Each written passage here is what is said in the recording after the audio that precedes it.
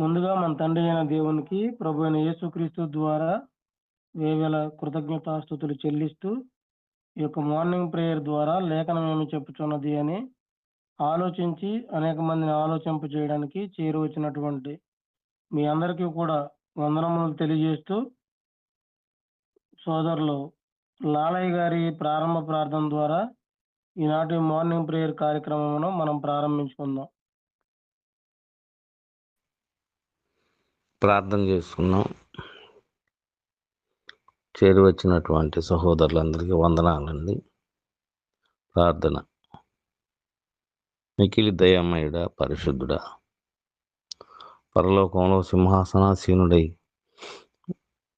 ప్రపంచాన్నంతటిని కూడా పరిపాలించేటువంటి గొప్ప తండ్రి, మహాదేవుడా, మీ ఘనమైనటువంటి నామమునకు స్తుతులు స్తోత్రాలు ఉదయకాల సమయంలో తెలియజేసుకుంటున్నాం తండ్రి. లేఖన భాగాలను తండ్రి ఈ విధంగా అధ్యయనం చేస్తూ బోధింపజేస్తూ నడిపిస్తున్నటువంటి బాబును గుర్తు చేసుకోండి. మీ కాపుదలలో భద్రపరచండి. మరింత పరిజ్ఞానంతో ముందుకు నడిచేట్లు మీ కృప దయచేయండి. ఇందులో పాల్గొన్నటువంటి ప్రతి సహోదరుని కూడా మీరు ఆశీర్వదించి తండ్రి మీ పరలోక జ్ఞానంతో నింపమని ప్రార్థన చేస్తూ ఉన్నాను. ఈ బోధనలు విని తండ్రి దాన్ని అర్థం చేసుకొని అనేక చోట్ల బోధించలాగిన ప్రతి సహోదరుని కూడా మీ జ్ఞానంతో నింపమని ఆశీర్వదించమని, ఘనత మహిమ ప్రభావాలు ప్రతి ఒక్కరి పట్ల మీరే పొందుకోమని, ఈ క్రమం తండ్రి మరింత సక్రమంగా ముందుకు నడిచినట్లుగా మీ కృప దయచేయమని ఉదయకాల సమయంలో ఈ ప్రార్థన ద్వారా అడిగి వేడుకొనుచున్నాము ప్రియ పరలోకపు తండ్రి. వందనాలయ్యా. ప్రార్థన చేసినటువంటి సోదరు లాలయ్య గారికి వందనములు తెలియజేస్తున్నాను. మొదటి కీర్తనగా లాలయ్య గారు పాడి వినిపిస్తారు, అలాగే రెండవ కీర్తనగా స్వామి గారు పాడి వినిపిస్తారు.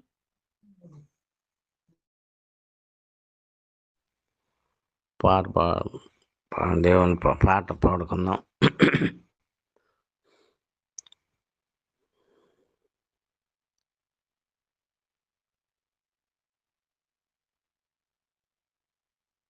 నీ సాటి ఎవరు యేసువా, సాటి ఎవరు యేసువా, నీవు మహాత్మ్యము గలవాడవు, నీ నామమునే కీర్తింతును, నీ సాటి ఎవరు యేసువా.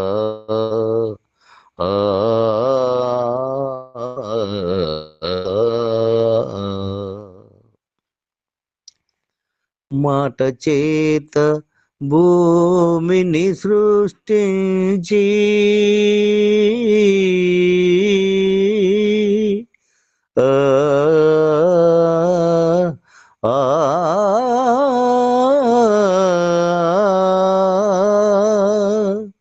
మాట చేత భూమిని సృష్టించి తెలివి చేత జగమును స్థాపించి ప్రాణకోటి జీవుల సృష్టించిన, ప్రాణకోటి జీవుల సృష్టించిన నీ కీర్తింతును, నీ సాటి ఎవరు యేసువా.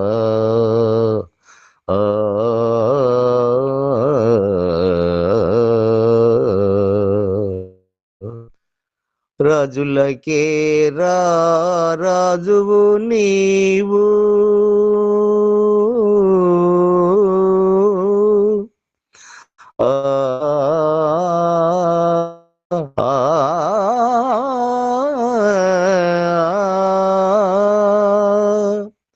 రాజులకే రాజువు నీవు, జ్ఞానులకే మహాజ్ఞానివి నీవు, రాజువు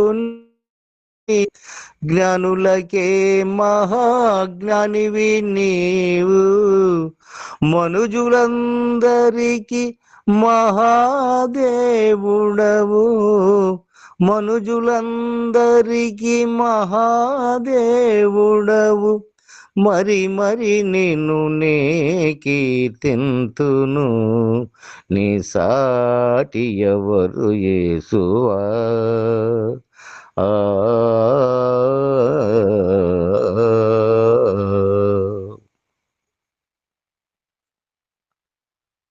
ఆ కల్వరిలో సిలువ మోసితివి ప్రభువా, ఆ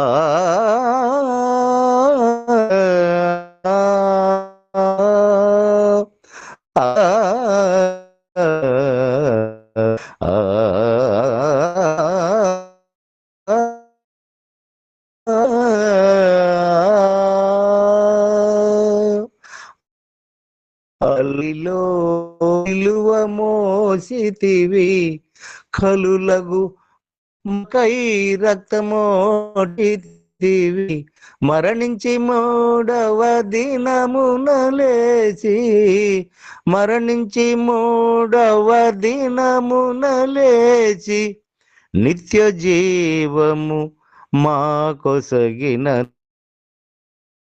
నిత్య జీవము దేవ సాటి ఎవరు యేసువా. నీవు మహాత్మ్యము గలవాడవు, నీవు మహాత్మ్యము గలవాడవు, నీ నామము నీ కీర్తింతును, నీ సాటి ఎవరు యేసువా.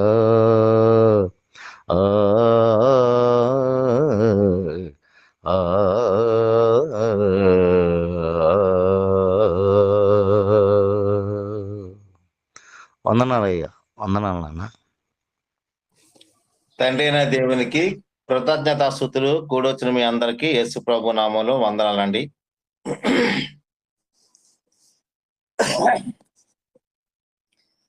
తల్లి లాలించెను,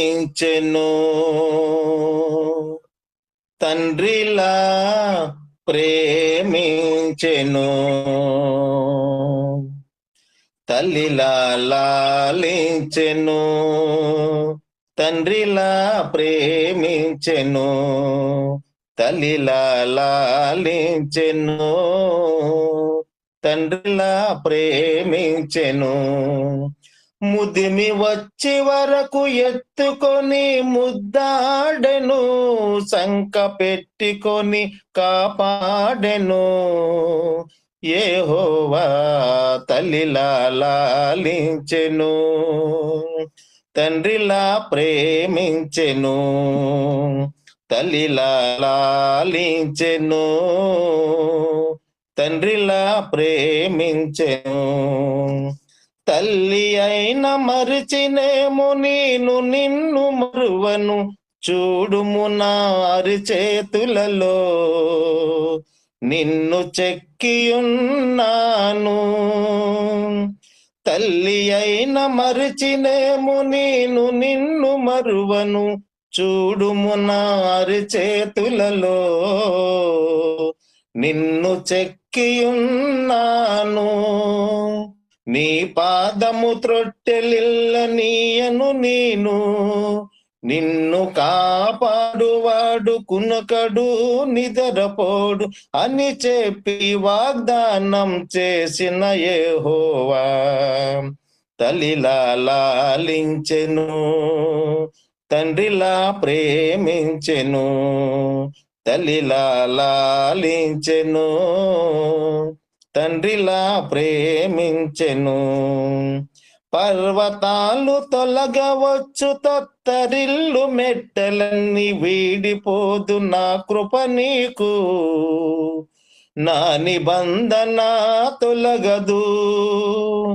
పర్వతాలు తొలగవచ్చు, తత్తరిల్లు మెట్టలన్నీ వీడిపోదు నా కృప నీకు. నా నిబంధన తొలగదు. దిగులు పడకు, భయపడకు, నిన్ను విమోచించెదా. నీదు భారమంత మోసి నాది శాంతి నొసగదా అని చెప్పి వాగ్దానం చేసిన యెహోవా తల్లిలా లాలించెను, తండ్రిలా ప్రేమించెను. తల్లిలా లాలించెను, తండ్రిలా ప్రేమించెను. ముదిమి వచ్చి వరకు ఎత్తుకొని ముద్దాడెను, సంక పెట్టుకొని కాపాడెను. యెహోవా తల్లిలా లాలించెను, తండ్రిలా ప్రేమించెను. తల్లిలా లాలించెను, తండ్రిలా ప్రేమించెను. పాడాలండి. ఇప్పటి వరకు చక్కగా కీర్తనలు పాడి వినిపించినటువంటి సహోదరులు ఇరువురికి కూడా వందనములు తెలియజేస్తూ నిర్గమకాండము 9వ అధ్యాయము వాక్యపఠన భాగంగా చదువుకుందాము. మొదటి నుంచి 12 వచనాలు సహోదరులు సుజయ్ చక్రవర్తి గారు చదువుతారు. 13వ వచనం నుండి 21వ వచనం వరకు సంధ్య చదివి వినిపిస్తుంది. 22వ వచనం నుండి 27వ వచనం వరకు సహోదరి జ్యోతి చదివి వినిపిస్తుంది. 28 నుంచి చివరి వరకు సుజయ్ చక్రవర్తి సతీమణి గారు చదివి వినిపిస్తారు. నిర్గమకాండం 9వ అధ్యాయం. తర్వాత యెహోవా మోషేతో ఇట్లా నేను, నీవు ఫరో యొద్దకు వెళ్ళి నన్ను సేవించుటకు నా ప్రజలను పోనిమ్ము. నీవు వారిని నల్లక ఇంకనూ వారిని నిర్బంధించిన ఎడల, ఇదిగో యెహోవా బాహుబలము పొలములోనున్న నీ పశువుల మీదకిని, నీ గుర్రముల మీదకిని, నీ గాడిదల మీదకిని, ఒంటెల మీదకిని, ఎద్దుల మీదకిని, గొర్రెల మీదకిని వచ్చును. మిక్కిలి బాధాకరమైన తెగులు కలుగును. అయితే యెహోవా ఇశ్రాయేలీయుల పశువులను ఐగుప్తు పశువులను వేరుపరచును. ఇశ్రాయేలీయులకున్న వాటినన్నిటిలోనూ ఒకటైనను చావదని హెబ్రీయుల దేవుడకు యెహోవా సెలవిచ్చుచున్నాడని అతనితో చెప్పమనెను. మరి యెహోవా కాలము నిర్ణయించి రేపు యెహోవా ఈ దేశమును ఈ కార్యము జరిగించినను. మరునాడు యెహోవా ఆ కార్యము చేయగా ఐగుప్తీయుల పశువులన్నీ చచ్చెను గాని ఇశ్రాయేలీయుల పశువులలో ఒకటియూ చావలేదు. ఫరో ఆ సంగతి తెలుసుకొని పంపినప్పుడు ఇశ్రాయేలీయుల పశువుల్లో ఒకటైనను చావలేదు. అయినను అప్పటికి ఫరో హృదయం కఠినమైనందున జనులను పంపకపోయాను. కాగా యెహోవా, మీరు మీ పిడికిళ్ళు నిండా ఆవపు బుగ్గి తీసుకునండి. మోషే ఫరో కనుల ఎదుట ఆకాశం వైపు దాన్ని చల్లెను. అప్పుడు అది ఐగుప్తు దేశం అంతటా సన్నపు ధూళి అయి ఐగుప్తు దేశం అంతటా మనుషుల మీదను జంతువుల మీదను పొక్కు దద్దుర్లగునని మోషే అహరోనులతో చెప్పాను. కాబట్టి వారు ఆవబుగ్గిని తీసుకుని ఫరో ఎదుట నిలిచిరి. మోషే ఆకాశం వైపు దాన్ని చల్లగానే అది మనుషులకును జంతువులకును పొక్కు దద్దురలాయను. ఆ దద్దుర్ల వలన శకునగాండ్రు మోషే ఎదుట నిలవలేకపోయేది. ఆ దద్దుర్లు శకునగాండ్రు దుక్కులు ఐగుప్తీయులు అందరికీ పుట్టెను. అయినను యెహోవా మోషేతో చెప్పినట్లు యెహోవా ఫరో హృదయమును కఠినపరిచెను. అతడు వారి మాట వినకపోయెను. తరువాత యెహోవా మోషేతో ఇట్లనెను, హెబ్రీయుల దేవుడైన యెహోవా ఇలాగ సెలవిచ్చుచున్నాడు, నీవు తెల్లవారగానే లేచిపోయి ఫరో ఎదుట నిలిచి నన్ను సేవించుటకు నా జనులను పోనిమ్ము. సమస్త భూమిలో నా వంటి వారెవరనూ లేరని నీవు తెలుసుకొనవలెనని ఈసారి నేను నా తెగుళ్ళన్నీయు నీ హృదయము నొచ్చునంతగా నీ సేవకుల మీదకిని నీ ప్రజల మీదకిని పంపెదను. భూమి మీద నుండకుండా నీవు నశించిపోవునట్లు నేను నా చెయ్యి చాపియుంటినని నిన్నును నీ జనులను తెగులుతో కొట్టివేసియుందును. నా బలమును నీకు చూపునట్లును భూలోకమందంతటా నా నామమును ప్రచురము చేయునట్లును ఇందుకే నేను నిన్ను నియమించితిని. నీవు ఇంకా నా ప్రజలను పోనీయనొల్లక వారి మీద అతిశయపడుచున్నావు. ఇదిగో, రేపు ఈ వేళకు నేను మిక్కిలి బాధాకరమైన వడగండ్లను కురిపించెదను. ఐగుప్తు రాజ్యము స్థాపించిన దినము మొదలుకొని ఇది వరకు అందులో అట్టి వడగండ్లు పడలేదు. కాబట్టి నీవు ఇప్పుడు పంపి నీ పశువులను పొలములో నీకు కలిగినది యావత్తును త్వరగా భద్రము చేయుము. ఇంటికి రప్పింపబడక పొలములో ఉండు ప్రతి మనుష్యుని మీదను జంతువుని మీదను వడగండ్లు కురియును. అప్పుడు అవి చచ్చునని చెప్పుమనెను. ఫరో సేవకులలో యెహోవా మాటకు భయపడిన వాడు తన సేవకులను తన పశువులను ఇళ్లలోనికి త్వరగా రప్పించెను. అయితే యెహోవా మాట లక్ష్య పెట్టని వాడు తన పనివారిని తన పశువులను పొలములో ఉండనిచ్చెను.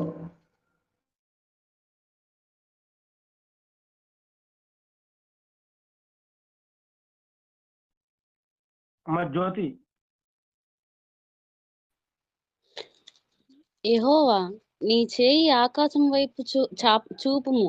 ఐగుప్తు దేశమందలి మనుషుల మీదను జంతువుల మీదను పొలముల కూరలన్నిటి మీదను వడగండ్లు ఐగుప్తు దేశమంతటా పడునని మోషేతో చెప్పెను.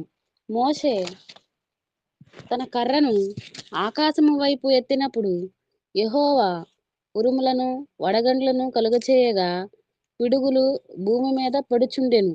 యెహోవా ఐగుప్తు దేశము మీద వడగండ్లు కురిపించెను. అలాగు వడగండ్లతో కలిసిన పిడుగులను బలమైన వాయెను. ఐగుప్తు దేశమంతటను అది రాజ్యమైనది మొదలుకుని ఎన్నడూనూ అటివి కలుగలేదు.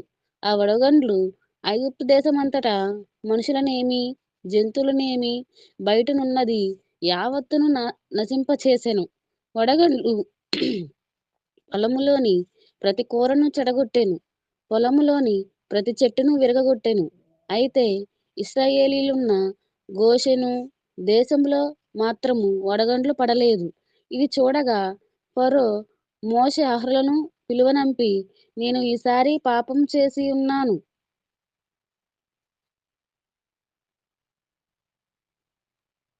యెహోవా న్యాయవంతుడు నేనును నా జనులు దుర్మార్గులము. ఇంత మట్టుకు చాలును. ఇకను బ్రహ్మాండమైన ఉరుములు వడగండ్లు రాకుండానట్లు యెహోవాను వేడుకొనుడి. మిమ్మును పోనిచ్చేదను. మిమ్మును ఇక నిలుపనని వారితో చెప్పగా మోషే అతన్ని చూచి, నేను ఈ పట్టణం నుండి బయలు వెళ్ళగానే నా చేతులు యెహోవా వైపు ఎత్తుదును. ఈ ఉరుములు మానును, ఈ వడగండ్లను ఇక మీదట పడవు. అందువలన భూమి యెహోవాదని నీకు తెలియబడును. అయితే నీవును నీ సేవకులను ఇకను దేవుడైన యెహోవాకు భయపడరని నాకు తెలిసి ఉన్నదనెను. అప్పుడు జనుప చెట్లు పువ్వులు పూసెను. ఎవల చేలు వెన్నులు వేసినవి గనుక జనుప ఎవరి చేలు పడగొట్టబడెను గాని గోధుమలు మిరప మొలకలు ఎదగనందున అవి బడలేదు. మోషే ఫరోను విడిచి ఆ పట్టణం నుండి బయలువెళ్ళి యెహోవా వైపు తన చేతులు ఎత్తినప్పుడు ఆ ఇరుములను వడగండ్లను నిలిచిపోయాను. వర్షము భూమి మీద కురియటం మానెను. అయితే ఫరో వర్షమును వడగండ్లను ఉరుములను నిలిచిపోవట చూచి అతడును అతని సేవకులను ఇంకా పాపము చేయుచు తమ హృదయములను కఠినపరచుకునింది. యెహోవా మోషే ద్వారా పలికినట్లు ఫరో హృదయము కఠినమాయెను. అతడు ఇశ్రాయేళ్లను పోనీయక మానెను. ఇప్పటి వరకు చక్కగా ఈ యొక్క 9వ అధ్యాయం అంతటినీ కూడా చదివి వినిపించినటువంటి సహోదరులు అలాగే సహోదరునికి వందనములు తెలియజేస్తూ ఈ యొక్క అధ్యాయం అంతటినీ కూడా చక్కగా వివరించవలసిందిగా సోదరులు అనిల్ గారిని ప్రేమతో ఆహ్వానిస్తున్నాము. తండ్రి అయిన దేవునికి కృతజ్ఞతాస్తుతులు. చేరువచ్చిన సహోదరి సహోదరులకు మన ప్రభువును రక్షకుడునైన యేసుక్రీస్తు నామమున వందనాలు తెలియజేస్తూ ఉన్నాను.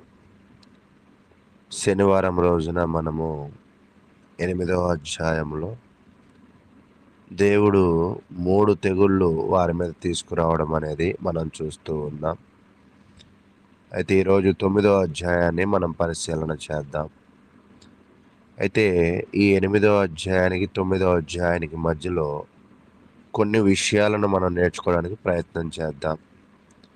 ఏమిటి అంటే, ఇప్పటికే వాళ్ళు కప్పల చేత, పేళ్ల చేత వాళ్ళు ఎంతగానో ఇబ్బంది పడిన పరిస్థితి. ఇబ్బంది పడినప్పటికీ కూడా వారి యొక్క హృదయంలో వాళ్ళు ఎంతగానో కఠినమైన మనసును కలిగి ఉన్నారు. ఎవరు అంటే ఫరో. ఈరోజు సమాజంలో కూడా మనుషులు ఎలా ఉంటూ ఉంటారంటే, కప్పలు, పేళ్ళు, ఈగలు ఇవి సూక్ష్మమైన వాటిగా చూస్తూ ఉంటారు. చిన్న వాటిలోనే, చిన్న జీవులతోనే గొప్ప సామ్రాజ్యాలను పడదోసే విధముగా దేవుడు వాటిని ఉపయోగించాడు. మనం ఏవైతే చిన్నవిగా అనుకుంటామో అటువంటి వాటి వల్ల కూడా మనం ఎంతగానో నష్టపోయే అవకాశంగా ఉంది అని దేవుడైతే నిరూపిస్తూ ఉన్నాడు. అయితే ఇక్కడ వీళ్ళు దేవుణ్ణి తెలుసుకుంటున్నాడు ఫరో. దయచేసి ఇంకా దీనిని ఇక్కడతో ఆపేయండి అని అంటూ ఉన్నాడు, కానీ దానికి లోబడే హృదయం అతనిలో లేదు. అయితే మనం కూడా ఒక్కోసారి నిజమేంటో సత్యమేంటో మనకు అర్థమవుతుంది, కానీ దానికి లోబడగలిగిన మనసు మనలో లేదు. అయితే దేవుడు తన శక్తిని తన ప్రజల అవసరాల కొరకు ఉపయోగించాడు. ఎక్కడంటే ఆదికాండం 1వ అధ్యాయంలో. ఇప్పుడు దేవుడు తన శక్తిని ప్రజలను ఆపదల నుండి విడిపించడానికి ఉపయోగిస్తున్నాడు. అక్కడ సృష్టించిన దేవుణ్ణి చూసాం, ఇక్కడ నాశనం చేస్తున్న దేవుణ్ణి చూస్తూ ఉన్నాం. కాబట్టి ఈ 9వ అధ్యాయంలో మరింత నాశనం అవుతున్న పరిస్థితులు చూద్దాం. ఇంకేం జరుగుతుందో మనం పరిశీలన చేద్దాం. ఇదంతా నష్టము మరింత ఎక్కువ అవుతుంది. దానికి గల కారణము వారు కలిగి ఉన్న కఠినత్వం గురించి, వారు లోబడని స్వభావం వలన. 2వ వచనం, నీవు వారిని పోనీయనొల్లక ఇంకను వారిని నిర్బంధించిన ఎడల. అయితే మోషే చెప్తూ ఉన్నాడు. మోషే అహరోన్లు తనతో మాట్లాడుతూ ఉన్నప్పుడు, ఫరో నువ్వు ఎంత జరిగినా కూడా వారిని పంపించకుండా నీ హృదయాన్ని కఠినపరుచుకుంటూ వాక్యానికి లోబడకుండా ఉంటే. 3వ వచనం, ఇదిగో యెహోవా బాహుబలము పొలములో నున్న నీ పశువుల మీదకిని నీ గుర్రముల మీదకిని గాడిదల మీదకిని ఒంటెల మీదకిని ఎద్దుల మీదకిని గొర్రెల మీదకిని వచ్చును. మిక్కిలి బాధాకరమైన తెగులు కలుగును. అయితే ప్రియులారా, ఇక్కడ మనం పరిశీలన చేస్తూ ఉన్నప్పుడు దేవుడు ఇప్పుడు 5వ తెగులును తీసుకురాబోతున్నాడు. ఈ 5వ తెగులు దేని మీద అంటే, ఒకవేళ వాళ్ళు ఉపయోగించే ప్రతి జంతువు మీద కూడా ఆయన ఆ తెగులను తీసుకువస్తూ ఉన్నాడు. దేవుడు ఇక్కడ మనం పరిశీలన చేస్తూ ఉన్నప్పుడు ఈ తెగుళ్ళు ఎందుకు తెప్పిస్తున్నాడు అనే ఒకవేళ రీజన్ చూస్తే, తన ప్రజలను విడిపించడానికి మరియు దేవుడు గొప్పవాడై ఉన్నాడని, ఈజిప్టు అంటే ఐగుప్తు వాళ్ళు నమ్మిన దేవుళ్ళు కంట నిజమైన దేవుడు యెహోవాయే అని వాళ్ళు తెలుసుకోవాలనే ఉద్దేశంతో ఈ కార్యాలన్నీ చేశాడు. అయితే వీటిలో ఐగుప్తులోనే ఇశ్రాయేలు ప్రజలు ఉన్నారు, వారి జంతువులు కూడా ఉన్నాయి కదా, మరి వాటికి నష్టం కాలేదా అంటే 6వ వచనం. మరునాడు యెహోవా ఆ కార్యము చేయగా ఐగుప్తీల పశువులన్నీ చచ్చిన గాని ఇశ్రాయేలీల పశువులలో ఒక్కటియు చావలేదు.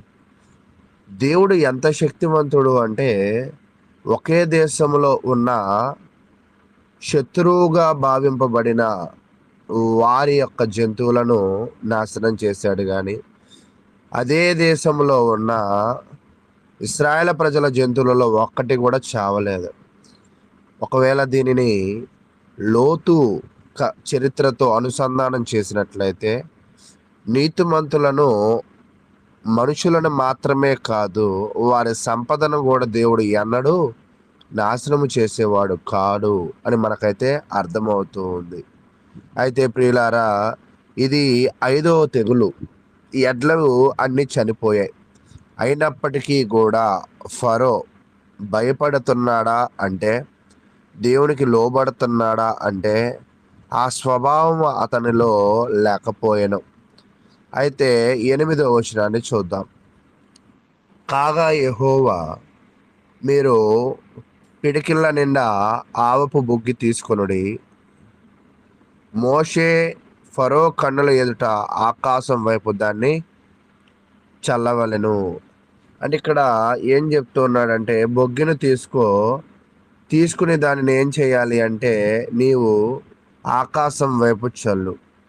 ఎందుకు ఈ మాటను అంటున్నాడంటే, ఐగుప్తు వారు గాలి దేవునిగా భావించి పూజించేవాళ్ళు. దానిని ఏమనేవాళ్ళు అంటే, ఇది చరిత్రలో షూ అనేవాళ్ళు. షూ అనే గాలి దేవుణ్ణి వాళ్ళు పూజించేవాళ్ళు. అలా పూజించడం వల్ల వాళ్ళు ఇప్పుడు దేవుడు జంతువుల మీదే కాదు, జీవుల మీదే కాదు, నాకు గాలి మీద కూడా శక్తి ఉన్నది, దాని మీద కూడా నేను ఆధిపత్యాన్ని వహించగలను, ఇవన్నీ కూడా నాకు లోబడతాయి అనేదై ఫరోకి అర్థమయ్యే విధముగా పిడికిలతో ఒక బూడిదను తీసుకుని ఫరో చూస్తూ ఉండగానే మోషే ఆకాశం వైపు విసరాలి అన్నాడు. ఆ విసిరిన తర్వాత ఏం జరిగింది అంటే, ఆ బూడిద ఆ గాలిలో కలిసి ఆ గాలి జంతువుల మీద, మనుషుల మీద ఆ ధూళి పడి, ఆ గాలి చేత ఆ ధూళి మనుషుల మీద పడి పొక్కులను, దురదలను వస్తాయి అని తెలియజేశాడు. చూడండి 9వ వచనం. అప్పుడు అది ఐగుప్తు దేశమంతటా సన్నపు ధూళి అయి ఐగుప్తు దేశమంతటా మనుషుల మీదను జంతువుల మీదను పొక్కు దద్దుర్లగునని మోషే అహరోనులతో చెప్పెను. అంటే 6వ తెగులు ఏంటంటే, దేవుడు ఆయన పొక్కులను, దురదలను ఇవ్వడము అనే దాని గురించి మనమైతే చూస్తూ ఉన్నాం. కాబట్టి ప్రియులారా, దేవుడు ఎప్పటికీ అప్పుడు కూడా ఏం చెప్పాలని ప్రయత్నం చేస్తూ ఉన్నాడంటే, మీ దేవుళ్ళో నిజంగానే శక్తి ఉంటే, మీరు పూజించే విగ్రహాలలో, మీరు పూజించే గాలుల్లో, మీరు పూజించే జంతువులలో ఒకవేళ శక్తి ఉంటే, నేను తీసుకువస్తున్న తెగుళ్లను అవి ఆపాలి కదా, అవి ఆపలేకపోతూ ఉన్నాయి. కాబట్టి ప్రకృతి శక్తులకు నాదుడుగా యెహోవాయే ఉన్నాడని, వీటన్నిటిని పరిపాలించేది యెహోవాయే అని వారు తెలుసుకునే విధముగా దేవుడు ఈ కార్యములన్నీ కూడా ఫరో ఎదుట చేస్తూ ఉన్నారు. ఇప్పుడు చివరిగా ఇక్కడ మనకి శకునగాండ్రులు కనపడతారు. ఒకవేళ బహుశా ఇదే శకునగాండ్రులు కనపడగలిగే చివరి స్థలం అయి ఉండొచ్చు. ఆ దద్దుర్లు వలన 11వ వచనం.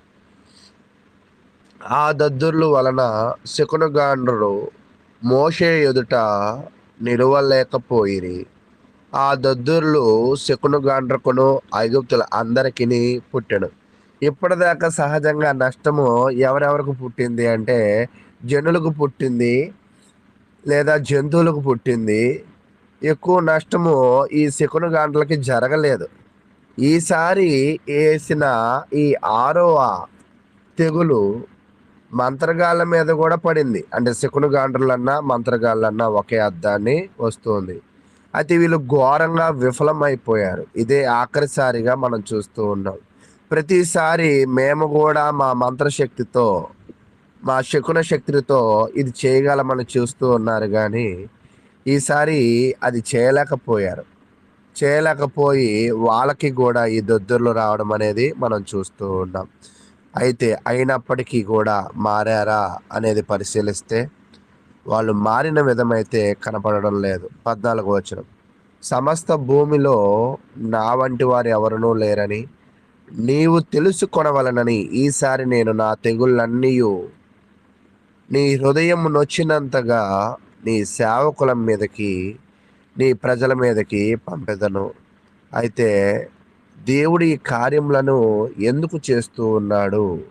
కేవలము వాళ్ళని తీసుకురావడం మాత్రమే కాదు, కానీ సమస్త జనులకు ఆయన గురించి తెలియాలి అని, యెహోవా ఎవరు అని విర్రవీగిన తనముతో గర్వముతో మాట్లాడిన నోరుని మూపించాలి అని ఈ యొక్క కార్యములను దేవుడైతే చేస్తూ ఉన్నాడు. అయితే ఇప్పుడు మొదటిది రక్తము, రెండవది కప్పలు, మూడవది పేర్లు, నాలుగవది ఈగలు, ఐదవది మనం పరిశీలన చేసాం. ఈరోజు 5, 6 తెగుళ్ళను పరిశీలన అయితే మనం చేసాం. కాబట్టి ప్రియులారా, ఈ అధ్యాయంలో మనము 3 తెగుళ్ళను చూస్తూ ఉంటాం. ఏంటి ఆ 3 తెగుళ్ళు అంటే, మొదటిది పశువులు చనిపోవడం, 5వది, 6వది కురుపులు రావడం, 7వది ఏంటంటే వడగండ్లను దేవుడు తీసుకురావడం. 18వ వచనం, ఇదిగో నువ్వు ఇంకా కఠినంగా ఉన్నావు కాబట్టి రేపు ఈ వేళకి నేను మిక్కిలి బాధాకరమైన వడగండ్లను కురిపించదను. ఐగుప్తు రాజ్యము స్థాపించిన దినమును మొదలుకొని ఇది వరకు అందులో అటువంటి వడగండ్లు పడలేదు. వడగండ్లు పడడం అనేది సహజమే, కానీ ఈ దేవుడు కురిపించిన వడగండ్ల దెబ్బకి మనుషులు ఏమి, పశువులు ఏమి, చెట్లు ఏమి అన్నీ నష్టపోతూ ఉన్నాయి. అయితే దేవుణ్ణి 1వ అధ్యాయంలో ఒక క్రియేటర్గా మనం చూస్తూ ఉన్నాము, కానీ అది మనుషుల కోసం చేసింది. అదే మనుషులకి ఆపదలో ఉన్నప్పుడు, అదే మనుషులను కాపాడడం కొరకు వాటన్నిటిని కూడా ఆయన ఏం చేస్తున్నాడంటే నాశనం చేస్తూ ఉన్నారు. 21వ వచనం, అయితే యెహోవా మాట లక్ష్య పెట్టని వాడు తన పనివారిని తన పశువులలో పొలంలో నుండి ఉండనిచ్చెను. అంటే యెహోవా మాట లక్ష్య పెట్టిన వాడు ఏం చేశాడంటే, వడగండ్లు పడుతున్నాయని పశువులను తన పనివారిని లోపలికి పిలిపించాడు. ఎవరైతే యెహోవా మాట లక్ష్య పెట్టలేదో వాళ్ళు బయటే వాళ్ళ పని వాళ్ళని ఎడ్లను ఉంచారు. బయట ఉంచినవన్నీ కూడా నాశనం అయిపోయిన పరిస్థితులు అయితే మనం చూస్తూ ఉంటాం. అటువంటి వడగండ్లు ఎప్పుడు కూడా పడలేదు. అయితే ఈ వడగండ్లు ఆశ్చర్యమైన విషయం ఏంటంటే, ఐగుప్తు దేశం అంతటా పడింది, కానీ గోషేనులో పడల. ఎందుకు గోషేనులో పడలేదు అంటే 26వ వచనం, అయితే ఇశ్రాయేలీలు ఉన్న గోషేను దేశంలో మాత్రం వడగండ్లు పడల. అందుకే కీర్తనల గ్రంథంలో ఏమంటాడంటే, నీ కుడి పక్కను నీ ఎడం పక్కను దేవదూతలు నిన్ను కాపాడతాయి అని అంటాడు కదా. అవును, దేవుడు ఎప్పుడు కూడా శత్రువులను శిక్షిస్తూ నీతిమంతులను ఎల్లవేళలా రక్షించే దేవుడుగా ఉన్నాడు. గోషేను దేశంలో అయితే అవి పడలేదు. ఎందుకు అంటే అక్కడ దేవుని ప్రజలు ఉన్నారు కాబట్టి ఆ ప్రాంతము సురక్షితముగానే ఉన్నట్లుగా మనం చూస్తూ ఉన్నాం. అయితే ఇక్కడ ఇదంతా చేస్తున్నది మరలా జ్ఞాపకం చేస్తూ ఉంటున్నాడు. ఎందుకు ఇదంతా చేస్తున్నాను అంటే 29వ వచనం, మోషే అతన్ని చూచి, నేను ఈ పట్టణము నుండి బయలు వెళ్ళగానే నా చేతులు యెహోవా వైపు ఎత్తుదను, ఈ ఉరుములు మానును, ఈ వడగండ్లను ఇక మీదట పడవు, అందువలన భూమి యెహోవాదని నీకు తెలియబడును. అంటే ఇక్కడ దేవుడు చెప్పాలనుకున్న నిజమైన సత్యము ఏమిటి అంటే, భూమి ఎవరిది అంటండి? యెహోవాది. భూమి ఇశ్రాయేలు ప్రజల ప్రభువైన యెహోవాదే, మరే దేవునిది వేరే ఎవరిది కాదు. నిజమైన దేవుడు యెహోవాయే అని తను నిరూపించాలనుకుంటూ ఉన్నాడు. దాంతో పాటు మనం పరిశీలన చేస్తూ ఉన్నప్పుడు దేవుడు అనుకున్నట్లుగానే ఆయన శక్తి పరిశీలన చేస్తున్నప్పుడు మిద్యాను ప్రాంతంలో ఉన్న ఇత్రోకి తెలిసింది. యూఫ్రటీసు నది దగ్గర ఉన్న బీలాము విన్నాడు. కానాను దేశంలో ఉన్న రాహాబు విని వీళ్ళందరూ కూడా దేవుని అందు విశ్వాసం ఉంచారు. ఇశ్రాయేలు ప్రజలను హింసించిన ఐగుప్తీయులకు ఏమి జరిగిందో సకల ప్రాంతపు జనులు విని ఇశ్రాయేలు ప్రజలతో చాలా జాగ్రత్తగా నడుచుకున్న పరిస్థితి అయితే మనం చూస్తూ ఉన్నాం. అయితే ప్రియులారా, అప్పుడు మోషే అంటున్నాడు, ఈ వడగండ్లు ఒకవేళ నిలిచిపోయినట్లయితే నేను వీళ్ళని పంపించేస్తాను అని అంటాడు. అయితే సరే, ఇవి నిలిచిపోతాయి అని అంటాడు. 34వ వచనం. అయితే ఫరో వర్షమును వడగండ్లను ఉరుములను నిలిచిపోవుట చూచి అతడును అతని సేవకులను ఇంకా పాపము చేయుచు తమ హృదయములను కఠినపరుచుకొనిరి. అదేంటి, పంపించేస్తా అన్నాడు కదా. అయితే పరిస్థితులు మారగానే మరలా అతని స్వభావం కూడా మారిపోయింది.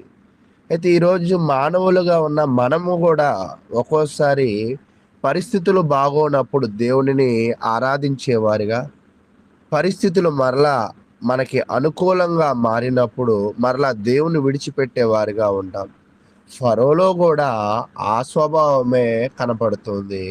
ఒక్కోసారి మెడ బిరుసు అంటూ ఉంటాం కదా, ఒక్కోసారి ఆధిపత్యము వలన, అధికారం వలన వచ్చిన అహంకారం అంటాం కదా, అది పుష్కలంగా మోషేలో కనపడుతుంది. కాబట్టి మన జీవితంలో ఎప్పుడు మనము అహంకారులుగా ఉండి ఇతరులను కించపరిచేవారిగా ఉండకూడదు. మన జీవితంలో ఉన్న చెడు లక్షణాలను విడిచిపెట్టాలి. సత్యమును గ్రహించడమే కాదు, సత్యాన్ని బట్టి చెడును విడిచిపెట్టి నీతిని పట్టుకోవాలి. కానీ ఫరో అలా చేయడం లేదు. 35వ వచనానికి చూసినప్పటికీ కూడా అతడు ఇశ్రాయేలును పోయెను అని చెప్పాడు. కాబట్టి ఈ అధ్యాయం అంతా కూడా 1 నుంచి 7 వచనాలు పశువులు చనిపోవడం, 8 నుంచి 12 వచనాలు కురుపులు రావడం, 13 నుంచి 35 వచనాలు వడగండ్లు రావడం అనేది చూస్తాం. ఇవన్నీ రావడానికి గల కారణం దేవుడు శక్తి తెలియజేయబడ్డానికి, ఇశ్రాయేలు ప్రజలు విడిపింపబడ్డానికి. కాబట్టి ఈ అధ్యాయాన్ని ఇక్కడితో ముగిస్తూ ఉన్నాను. చక్కగా ఇప్పటి వరకు ఈ యొక్క 9వ అధ్యాయం అంతటిని కూడా వివరించినటువంటి సోదరులు అనిల్ గారికి వందనములు తెలియజేస్తూ, ఇప్పటి వరకు జరిగినటువంటి కార్యక్రమం అంతటి విషయమై, అలాగే తదుపరి దేవకిరణ్ గారి మెసేజ్ కొరకు కూడా ప్రార్థన చేయవలసిందిగా సోదరులు యేసుపాదం గారిని ప్రేమతో ఆహ్వానిస్తున్నాను. మంచిదండి, ప్రార్థన చేసుకుందాం.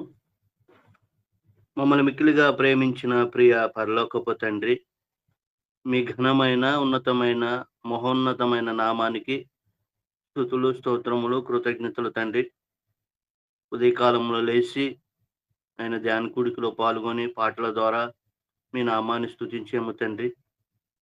అలాగే గ్రంథాన్ని చదివేటువంటి గొప్ప భాగ్యాన్ని మాకు ఇచ్చారు. అలాగే మా సహోదరులు అనిల్ గారి ద్వారా నిర్మాకాండంలో ఉన్నటువంటి 9వ అధ్యాయంలో ఉన్నటువంటి తెగులు గురించి మేము తెలుసుకున్నాము తండ్రి.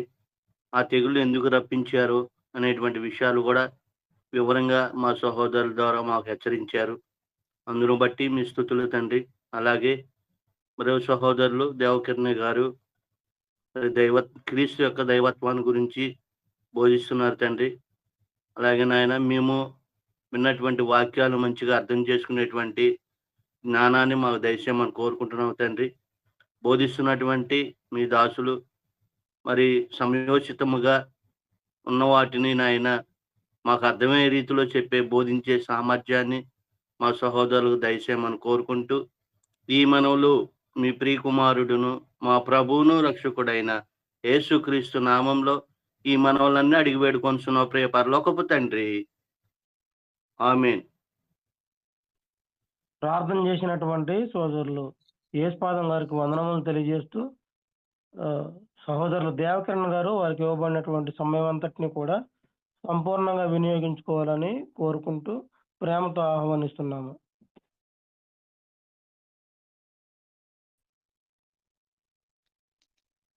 మహాపరిశుద్ధుడైన మన తండ్రి అయిన దేవునికి ఈ యొక్క ఉదయకాల సమయంలో నా కృతజ్ఞతాస్తుతులు చెల్లిస్తూ ఉన్నాను. అలాగే దేవుని యొక్క వాక్యమును వినుటకు సిద్ధంగా ఉన్న ప్రియ సహోదరులందరికీ కూడా నా హృదయపూర్వక వందనములు తెలియచేస్తూ ఉన్నాను. ప్రియమైన వారలారా, గడిచిన దినము సహోదరులు సుజయ్ గారు ఒక ప్రశ్న వేశారు. దానికి క్లుప్తమైన సమాధానం ఇచ్చినప్పుడు వారు మరలా వివరంగా తెలియచేయమని అడిగారు. పునర్జన్మ అనగా ఏమిటి అని.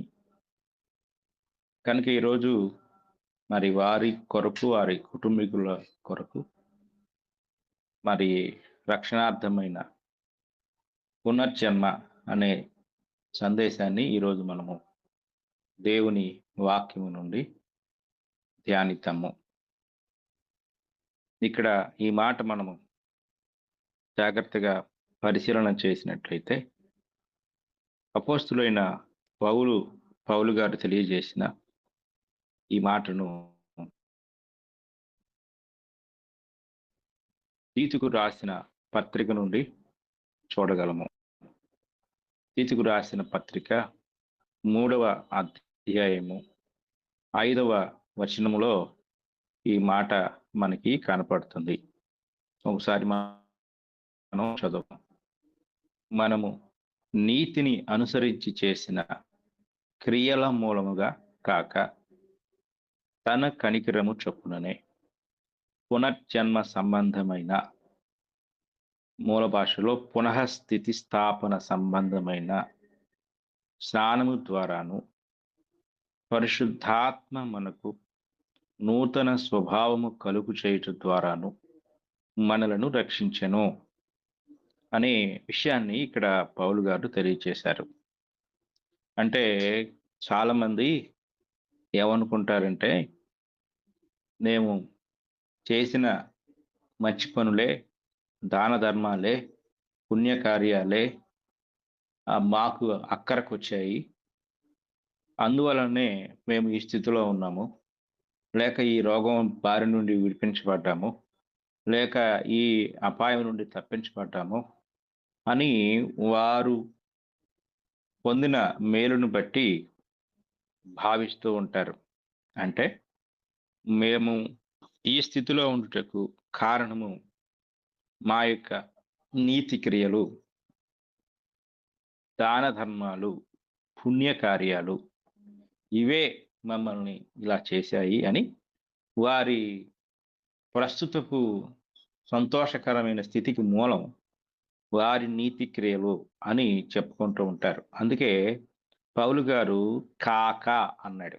అంటే నీతిని అనుసరించి చేసిన క్రియల మూలముగా కాక, అంటే నువ్వేదో పుణ్యకార్యాలు చేసావు, దాన ధర్మాలు చేసావు, దాన్ని బట్టి కాదు, కేవలము ఒకటి దేవుని యొక్క కనికరము. అంటే దేవుడు మన పట్ల కనికరము గలవాడై ఉన్నాడు. దైవత్వాన్ని గురించి చెప్తూ నేను కనికరం అంటే ఏంటో చెప్పాను. దేవునిలో ఉన్న స్వభావము లేక ఆయన గుణలక్షణములను గురించి మనం ధ్యానిస్తూ, అందులో ఆయన కనికరము కలిగిన వాడు, కరుణ కలిగిన వాడు అని చెప్పాను. ఆ కనికరమును బట్టి పునర్జన్మ సంబంధమైన స్నానము ద్వారా, అంటే నీతిని అనుసరించి చేసిన క్రియల ద్వారా కాదు, కానీ పునర్జన్మ సంబంధమైన స్నానము. పునర్జన్మ సంబంధమైన స్నానము అనగా బాప్తిస్మము. రెండవది, మనము ఆ పునర్జన్మలోనికి ప్రవేశించుటకు స్నానము చేస్తున్నాం అనగా బాప్తిస్మము. ఆ బాప్తిస్మము ద్వారా ఒకటి, 2 అంటే పునర్జన్మ సంబంధమైన స్నానం అంటే మనం చేసే పని. రెండవది పరిశుద్ధాత్ముడు మనకు నూతన స్వభావం కలుగు చేయుట, అది ఆయన చేసే పని. ఈ 2 పనుల వలన మనము రక్షించబడుతున్నాము అనేది, అనగా మరొక జన్మలోనికి, క్రొత్త జన్మలోనికి, పునర్జన్మలోనికి ప్రవేశిస్తున్నాము అనేది ఈ వచనం యొక్క సారాంశమై ఉన్నది. కనుక ఈ వచనాన్ని మనము జాగ్రత్తగా పరిశీలన చేస్తే ఈ ఈ వచనంలో పౌలు గారు పునర్జన్మ అనే మాట ఉపయోగించారు. పునర్జన్మ అనే మాట మనము గమనించినట్లయితే, మనము ఇంగ్లీష్లో ఈ మాట యొక్క మూల పదాన్ని మనం ఆలోచించినప్పుడు పౌలు గారు ఈ మాటను గురించి తెలియజేస్తూ ద వాష్ ఆఫ్ రీజనరేషన్ అనే మాట రాశారు. ఇంగ్లీష్లో పునర్జన్మకి ఉపయోగించబడిన మాట రీజనరేషన్. ఈ రీజనరేషన్ అనే మాట మనకి క్రొత్త నిబంధనలో మనకి 2 చోట్ల మాత్రమే కనపడుతుంది. అందులో ఒకటి మత్తయి సువార్తలోను, రెండవది తీతుకు రాసిన పత్రికలోను కనపడుతుంది. మనము ఈ వచనాలు పరిశీలన చేసినట్లయితే ఈ వచనాల్లో ఉన్న భావాన్ని మనం జాగ్రత్తగా గ్రహించవలసిన వారమై ఉన్నాం. ఈ వచనాల్లో పునర్జన్మ అని వ్రాయబడిన మాట యొక్క ఉద్దేశాన్ని మనం గమనించినప్పుడు యేసుక్రీస్తు వారు మత్తయి 19:28లో ఆయన ఈ మాట ఉపయోగించారు. మొట్టమొదటిగా పౌలు గారు తీతు పత్రికలో ఉపయోగించాడు. దీని యొక్క భావాన్ని మనము జాగ్రత్తగా గ్రహించినప్పుడు గ్రీకు భాషలో, గ్రీకు బైబిల్లో ఈ మాట మనకి కనపడుతూ ఉంది. గ్రీకు మూలంలో ఏముందంటే పాలింగ్ గెహన్నాసియా అనే మాట వాడబడింది. పాలింగ్ గెహన్నాసియా అనే మాట మనకి గ్రీకు మూలం నుండి తీయబడింది. దీన్ని ఇంగ్లీష్లో ఏమన్నారంటే రెస్టోరేషన్, రీజనరేషన్ అని చెప్పారు. రెస్టోరేషన్ అంటే పునరుద్ధరణ, తిరిగి ఉద్ధరించబడటం, అంటే పాడైపోయిన ఆ స్థితి నుండి నవీన స్థితికి రూపాంతరము చెందటం. దీన్నే రీజనరేషన్, తిరిగి జన్మించుట. అంటే ఒక పాత స్థితితో ఏమాత్రము సంబంధం లేని ఒక క్రొత్త స్థితిలోనికి ప్రవేశించుట. పునర్జన్మ గూర్చి లేక క్రొత్త జన్మ గూర్చి మనం ధ్యానించక ముందు, పునర్జన్మ అనగానే అంతకు ముందు ఇంకొకటి ఉంది అని మనం ఆ మాట నుండి శబ్దాన్ని మనం వింటున్నాం. ఆ మాట మనకు ఒక శబ్దాన్ని తెలియజేస్తుంది. అంటే పునర్జన్మ అనగా మరలా దానికంటే ముందు గత జన్మ అనేది ఒకటి ఉంది అని ఉద్దేశాన్ని తెలియజేస్తుంది. కనుక గత జన్మ గురించి బైబిల్ ఏం చెప్పింది అనే సంగతులు మనము ధ్యానించి తదుపరి పునర్జన్మ యొక్క స్థితిని గురించి కూడా, లేక పునర్జన్మ అంటే ఏంటో కూడా మనము నేర్చుకుందాం. రోమీలకు రాసిన పత్రిక మనము చదువుకున్నట్లయితే, రోమీలకు రాసిన పత్రికలో 3వ అధ్యాయము 25వ వచనాన్ని మనం చదువుకుందాం. 3వ అధ్యాయము 25వ వచనంలో, పూర్వము చేయబడిన పాపములను దేవుడు తన ఓరిమి వలన ఉపేక్షించినందున ఆయన తన నీతిని కనపరచవలనని అంటాడు. అంటే పూర్వము చేయబడిన, ఇక్కడ పూర్వము అనే మాట ఒకడు క్రైస్తవుడు కాకముందు, సత్యమును ఎరుగక మునుపు, రక్షణ పొందక మునుపు అనే సంగతిని తెలియచేస్తా ఉంది. పూర్వము చేయబడిన పాపములు అనగా అసలు దేవునిలోనికి ప్రవేశించక ముందు మన పూర్వప స్థితిని ఈ వచనం తెలియచేస్తూ, మనము పూర్వము ఎట్టి స్థితిలో ఉన్నామో అంటే దీన్నే పూర్వజన్మకు ముందున్న గత జన్మ అంటాం. అంటే గత జన్మ అనేది పూర్వపు స్థితిని తెలియజేస్తుంది. అంటే ప్రత్యేకంగా అదొక జన్మ అనే ఉద్దేశం కాదు. మనకు అర్థం కావటానికి ఇక్కడ జన్మ అనే భాషను బైబిల్ పండితులు రాయటం జరిగింది. ఇక్కడ మనం గ్రహించవలసిన మరొక విషయం ఏంటంటే, బైబిల్‌లో ఉన్న కొన్ని పదాలు మనకు సంస్కృత పదాల నుండి తీయబడ్డాయి. సంస్కృత పదాలు ఎందుకు ఉపయోగించారు అంటే, ఆ పదాల నుండి ఎందుకు తర్జుమా చేయటం జరిగిందంటే, క్రొత్త ఆహ్, తెలుగు భాషలోని బైబిల్‌ని తర్జుమా చేసినప్పుడు కొందరు బ్రాహ్మణులు అనగా సంస్కృత భాషతో సంబంధం ఉన్నవారు ఆ యొక్క భాషలోని పదాలను కొన్ని ఇందులోనికి చేర్చడం జరిగింది. అంటే తర్జుమాదారులు. కనుక మనకు మన దేశ పదాలు అంటే పూర్వజన్మ, గత జన్మ అనే మాటల యొక్క పదప్రయోగాలను మనం బైబిల్‌లో చూస్తా ఉంటాం. తర్వాత రోమీయులకు రాసిన పత్రిక 6వ అధ్యాయాన్ని మనం చదువుకున్నట్లయితే 6వ అధ్యాయము 17వ వచనంలో ఈ మాట మనకి కనపడుతుంది. 6వ అధ్యాయము 17వ వచనం. 6వ అధ్యాయం 17వ వచనంలో మీరు పాపమునకు దాసులైయుంటిరి గాని ఏ ఉపదేశ క్రమమునకు మీరు అప్పగింపబడితిరో దానికి హృదయపూర్వకముగా లోబడిన వారై. ఇక్కడ మీరు పాపమునకు దాసులు అంటే ఎప్పుడు అంటే 18వ వచనంలో పాపము నుండి విమోచింపబడి నీతికి దాసులైతిరి అన్నాడు. అంటే ఒక వ్యక్తి నీతికి దాసుడు కాక ముందు పూర్వపు స్థితిలో గత స్థితిలో పాపమునకు దాసుడై ఉన్నాడు. కనుక గత జన్మ అనగా పాప దాసత్వంలో ఉన్న స్థితికి సంబంధించినది అనే విషయాన్ని మనం గ్రహించాలి. అక్కడ 20వ వచనంలో మనం చూస్తే మీరు పాపమునకు దాసులై ఉన్నప్పుడు నీతి విషయమై నిర్బంధము లేని వారైంటిరి. అప్పటి క్రియల వలన మీకేమీ ఫలము కలిగెను. వాటిని గురించి మీరు ఇప్పుడు సిగ్గుపడుచున్నారు కారా?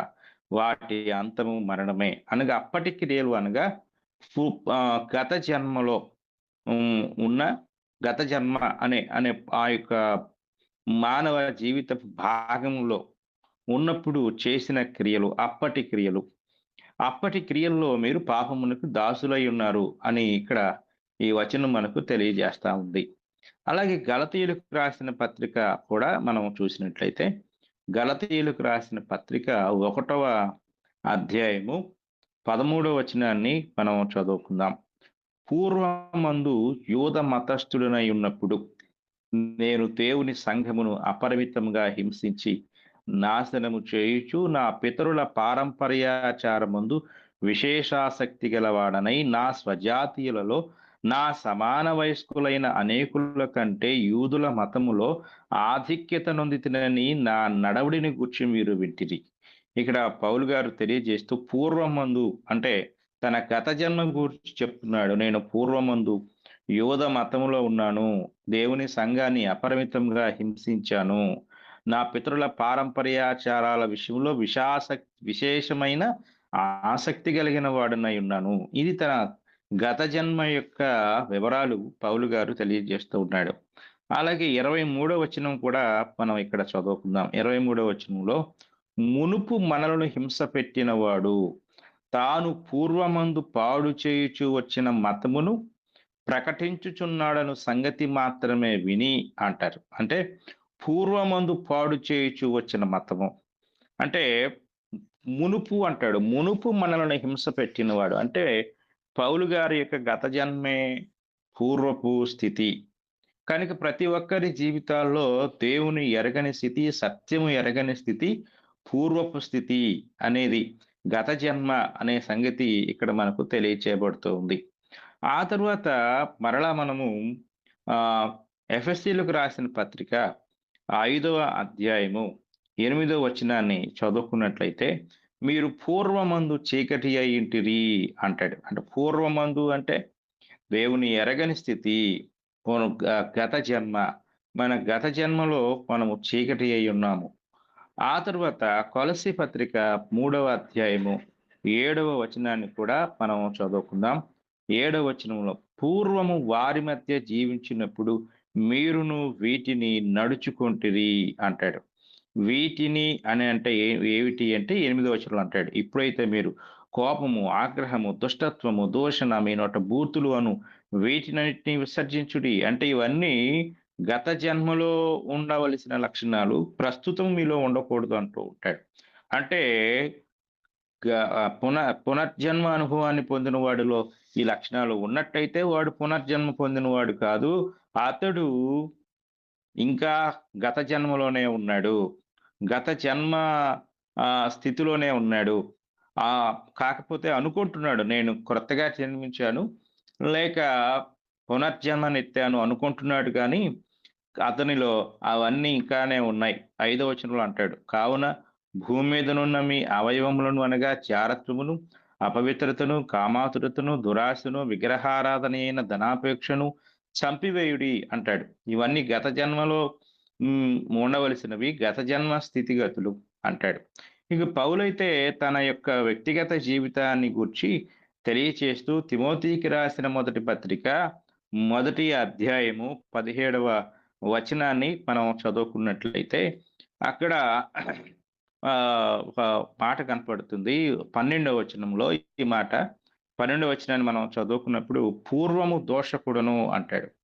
పౌలు గారు తన యొక్క పూర్వపు స్థితిని తెలియజేస్తూ పూర్వము దోషకుడను, హింసకుడను, హానికరుడనైన నన్ను తన పరిచర్యకు నియమించి నమ్మకమైన వానిగా ఎంచినందుకు అంటాడు. అంటే తన యొక్క గత జన్మ, పునర్జన్మ సంగతులు ఆయన ఇక్కడ చెప్తూ ఉన్నాడు. పూర్వము దోషకుడను అనగా తన పూర్వపు స్థితిలో అతడు దోషకుడుగా, హింసకుడుగా, హానికరుడుగా, దేవుని సంఘాన్ని పాడు చేసిన వాడుగా ఉన్నట్లు పౌలు తన యొక్క పూర్వపు స్థితిని తెలియజేస్తూ ఉన్నాడు.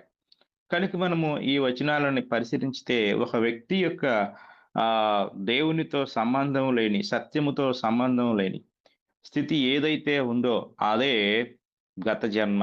పేతురు మొదటి పత్రిక 1వ అధ్యాయం 15వ వచనంలో, కాగా మీరు విధేయులకు పిల్లలై మీ పూర్వపు అజ్ఞాన దశలో మీకుండిన ఆశలను అనుసరించి ప్రవర్తింపక అంటాడు. మీ పూర్వపు అజ్ఞాన దశ అనగా మనము అజ్ఞాన దశలో ఉన్నప్పుడు జ్ఞానాన్ని పొందకుండా ఉన్నదే గత జన్మ. కనుక మనము ఆ యొక్క గత జన్మ సంబంధమైన లక్షణాలు ఎలా ఉంటాయో ఇక్కడ ఎంతో స్పష్టంగా మరి దేవుని వాక్యము మనకు తెలియచేస్తా ఉంది.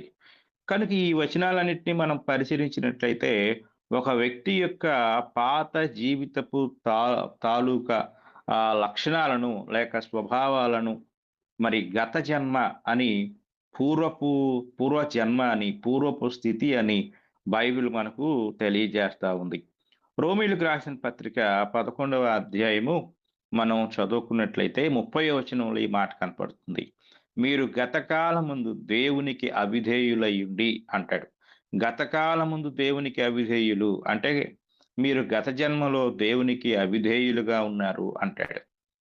కనుక మనము ఆలోచించినట్లయితే అపోస్తుల కార్యముల గ్రంథం 17వ అధ్యాయము 30వ వచనంలో కూడా పౌలు గారు మాట్లాడుతూ, ఆ అజ్ఞాన కాలముల యందు దేవుడు చూచి చూడనట్టుగా ఉండెను, ఇప్పుడైతే అంతటను అందరును మారు మనసు పొందవలనని మనుషులకు ఆజ్ఞాపించుచున్నాడు.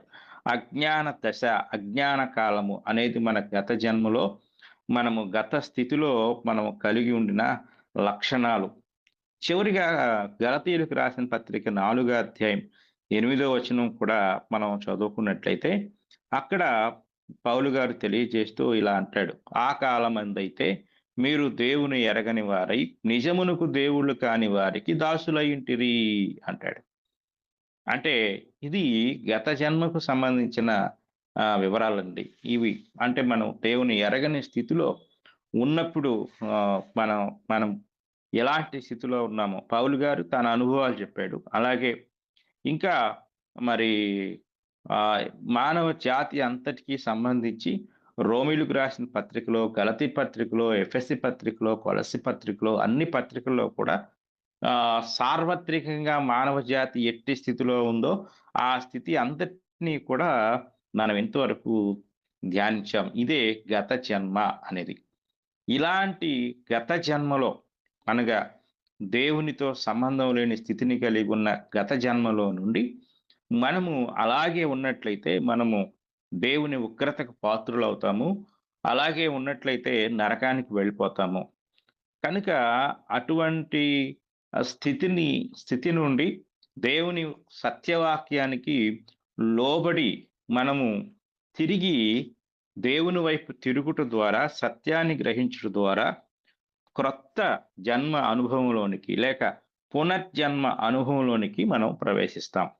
ఈ పునర్జన్మ కూర్చి మనం ఆలోచించినప్పుడు ఎఫెసీయులకు రాసిన పత్రిక మనము చదువుకుందాము. ఎఫెసీయులకు రాసిన పత్రిక మొదటి అధ్యాయము, ఎఫెసీయులకు రాసిన పత్రిక మొదటి అధ్యాయము 13వ వచనాన్ని మనం చదువుకున్నట్లయితే, మీరును సత్యవాక్యమును అనగా మీ రక్షణ సువార్తను విని, ఇక్కడ సత్యవాక్యము అన్నాడు.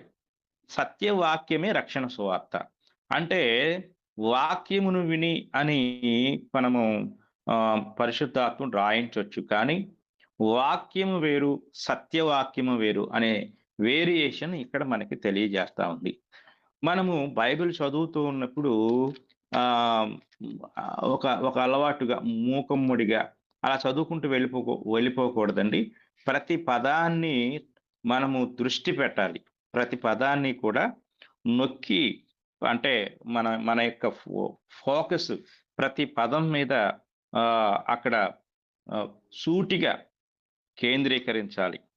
అప్పుడు మనకు ఆ పదాల యొక్క భావం తెలుస్తుంది. ఎందుకు అక్కడ వాక్యము అనే మాట ఉపయోగించకుండా సత్య అనే మాట ఎందుకు అక్కడ దాని ముందు పెట్టాడు అంటే, వాక్యం ఉంది, అలాగే సత్యవాక్యం కూడా ఉంది అనే సత్యాన్ని మనం గుర్తించాలి.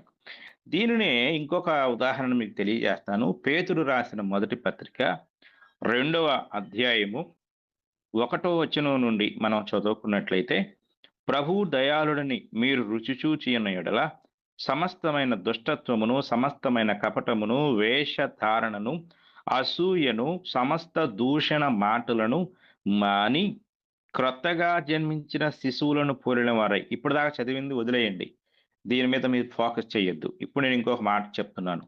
నిర్మలమైన వాక్యమును పాలవలన అన్నాడు. అంటే అక్కడ సత్యవాక్యము అన్నాడు, ఇక్కడేమన్నాడు? నిర్మలమైన వాక్యము. అంటే నిర్మలమైన అంటే పాలనతో పోల్చాడు. ఇక్కడ వాక్యాన్ని పాలతో పోల్చాడు. పాలతో పోలుస్తూ నిర్మలమైన పాలు అన్నాడు. అంటే స్వచ్ఛమైన పాలు అన్నాడు. అంటే స్వచ్ఛమైన పాలు అనే మాట ఉన్నాయి. అంటే ఏమండి మా పాలు స్వచ్ఛమైనవి అంటే అతని యొక్క మనసులో ఇంకొక మాట ధ్వనిస్తుంది. ఏంటంటే కల్తీ లేనిది, అంటే కల్తీ పాలు ఉన్నాయి, మా పాలు అయితే స్వచ్ఛమైనవి అనేది ఆ యొక్క మాట పలికే వ్యక్తి యొక్క ఉద్దేశం.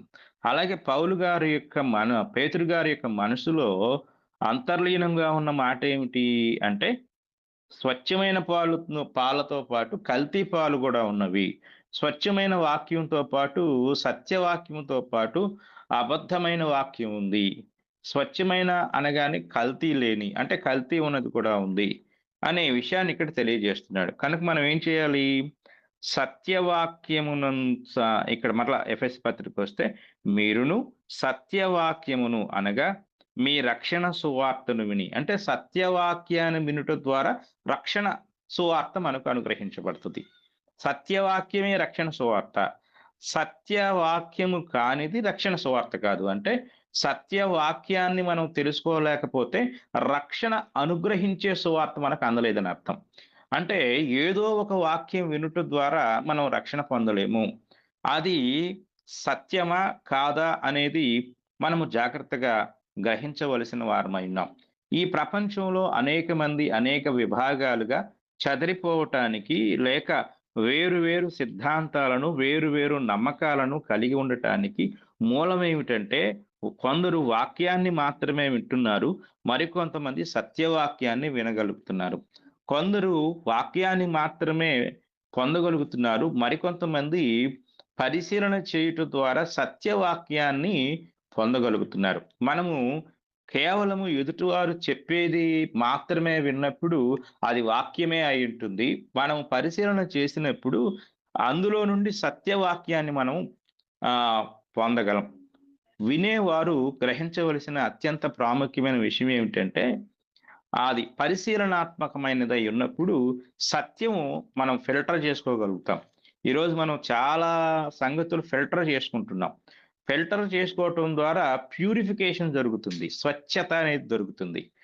అపోస్తుల కార్యములు 17వ అధ్యాయం 11వ వచనంలో పౌలు గారు ఏథెన్సులో ఉన్న దెస్సలోనికలో ఉన్న యూదులకు సమాజ మందిరములో వాక్య ప్రబోధాన్ని జరిగించినప్పుడు అక్కడ వారు చేసిన పని ఒకటి మనం ఇక్కడ చూద్దాం.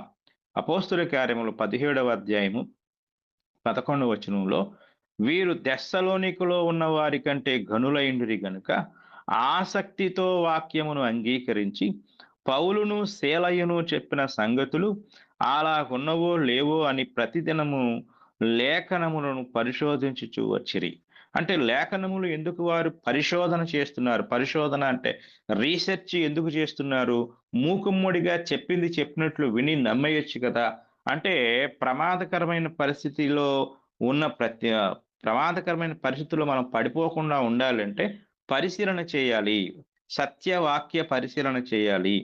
అందుకే ఒక వ్యక్తి గత జన్మ నుండి వేరై పూర్వ జన్మ అనుభవాన్ని పొందటానికి అతడు చేయవలసిన అత్యంత ప్రాముఖ్యమైన విషయం ఏంటంటే సత్యవాక్య పరిశీలన. మీరును సత్యవాక్యమును అనగా మీ రక్షణ సువార్తను విని క్రీస్తునందు విశ్వాసం ఉంచి వాగ్దానము చేయబడిన ఆత్మ చేత ముద్రింపబడితిరి అంటాడు.